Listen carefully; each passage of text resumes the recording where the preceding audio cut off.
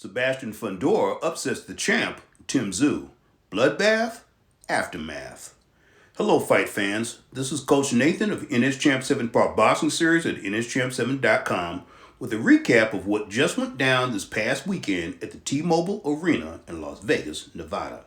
As Sebastian the Towering Inferno Fundora, who is now 21 wins, 1 defeat, 1 draw with 13 knockouts, etched out a split decision victory over the now former champion, Tszyu, who is now 24 wins, 1 defeat with 17 knockouts.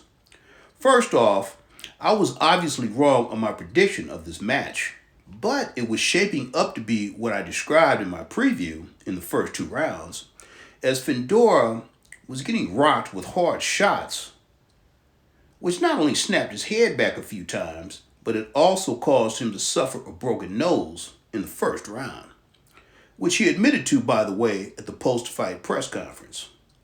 However, as we all witnessed, the accidental elbow that landed on Tim's forehead at the end of round 2 changed the complexion of the fight in more ways than one.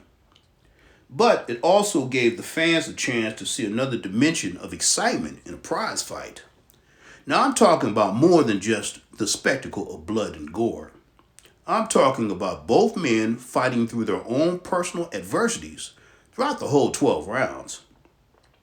One guy, Tszyu, blinded with blood constantly flowing into his eyes. The other, Fundora, getting hit repeatedly after suffering a broken nose and a busted mouth early in the fight. Now, this usually causes pain, breathing problems, as well as the effects of swallowing your own blood for about 10 rounds. Courage and determination are intangibles you can't fully measure before a match in a fighter because they come from the inside. They're brought out when one is tested, and both these fighters passed their test with an A+. Tim, who barely lost, because if he had won the last round, the fight would have been declared a draw. Well, he's still a huge force to be reckoned with in the junior middleweight division. As for the winner, Fundora picked up 2 world titles, the WBO and WBC.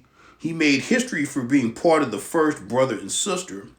His sister Gabriella's a world champ also. Well, simultaneously being world boxing champions. That's a first. And he has several newfound options. First, the honorable thing in giving Tszyu a rematch, since he gave him a shot first. Second, fight the undisputed world welterweight champ, Terrence Bud Crawford, who was elevated to mandatory challenger status based on the WBO's super champion being the super champion at welterweight. Third, fight former champ Errol Spence Jr., who was at ringside and entered the ring to personally challenge the winner. Now, this would be the most lucrative and probably the easiest match to make because PBC Promotions is connected to Spence, and they promoted this whole fight card. And this was also alluded to at the press conference from Sebastian's manager / promoter, Samson Lukowicz, who stated when asked about it afterward, the promoter's job is to maximize the business of the fighter money-wise as much as he possibly can. He also stated that they, meaning Tszyu's camp, completely disrespected his guy before the fight. Also, it was announced today as well, Fundora is willing to give up his newly won WBO belt if it helps him secure an upcoming match against Errol Spence. Now, if that does happen, Errol should definitely get at least 1 tune-up, having recently recovered from eye surgery, while Sebastian heals that broken nose, which will definitely take some time. As for the co-main event, Pitbull Cruz fought as I expected, with his usual hard-charging and hard-punching style. But I was surprised at Romero's lack of preparation. He didn't appear totally warmed up before the match, and his defense looks worse than when he got stopped by Tank Davis 2 years ago, as he ate all of Cruz's power shots from round 1. And if he continues being a pro boxer for a living, he should strongly consider putting duct tape over his mouth until he can even halfway back up all that trash he talks about his opponents.